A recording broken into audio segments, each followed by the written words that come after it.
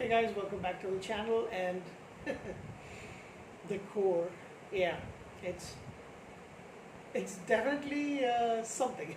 so the core is this 2003 sci-fi disaster film that has got one of the weirdest um, premise, the weirdest movie storyline that you can see in terms of how much of it is actually science.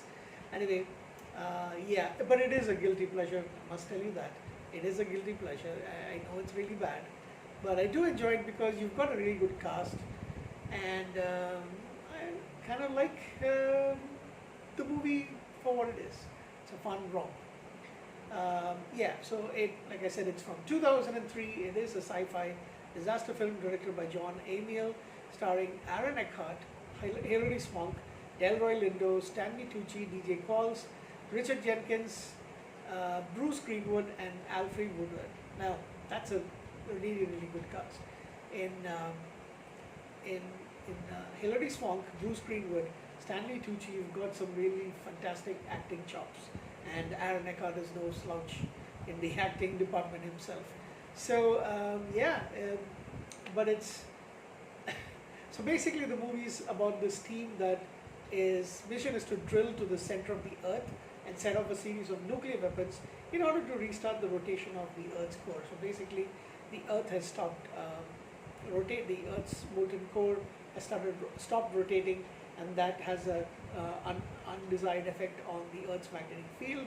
The magnetic field is what protects us from the sun's radiation, and you know, if it doesn't restart pretty soon, the Earth is going to be fried, right? And all life, as we know, it will cease to exist. So that's the basic premise, and you've got the geophysicist Dr. Josh Keyes and his fellow scientist Dr. Serge Levesque, who are among the first people to actually find this out. They're joined by the eccentric, kind of like really rich public figure Dr. Konrad Zimsky, who's an unlikable character, but at the same time he is a pretty good scientific mind.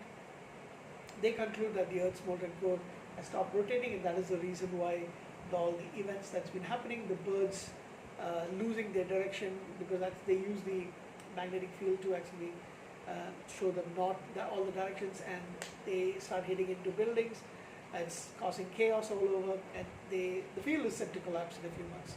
So solar radiation is going to be really bad. But of course, the US government has got some plans, and they've got this another scientist called Dr. Ed Brazelton, who's developed a material called unobtainium. Yeah, material that can withstand the extreme pressure and convert intense heat into electricity, as well as a laser-based hydrogen system. So they give him all the money that he needs to create this device. To develop this device into a workable kind of like not really a submarine, but more like something like that. It's like a spaceship that goes underneath. It's got compartments and all that stuff. You've got NASA pilots, Commander Robert Iverson and Major Rebecca Childs, who are enlisted to pilot the vessel called Virgil. And you've got computer hacker Theodore Donald Rat Finch. I do like DJ Qualls, but he is over the top in this film. He's brought to basically hide the data, or try to keep the news of this away from the general public, so that people don't have mass chaos. So that's what he's doing. It's launched in the Virgil is basically launched into the Mariana Trench, and it goes to the crust and all that stuff. I really like the diamond scene where there's all this huge underground, kind of like way underground cave with a lot of diamonds, and unfortunately we lose Iverson. We start losing all the people pretty soon, and towards the end of it is just with the slight romantic angle of Dr. Keyes, Joshua Keyes and Rebecca Childs. They're the only ones who kind of survive. And yeah, so they are able to get the nuclear detonation working. Excuse me. and they're able to come back to the surface using whale sound. They're able to alert the rest to their location because they've lost power. And in fact, it's actually Ratfinch who actually finds out that they're talking about whales. So yeah, they're saved. And finally, in order to honor the brave men who died, for the earth, they decide to release basically release the news about Virgil and the team, classified information across the internet. That's how the movie ends. So yeah, it's an okay film to watch once in a while.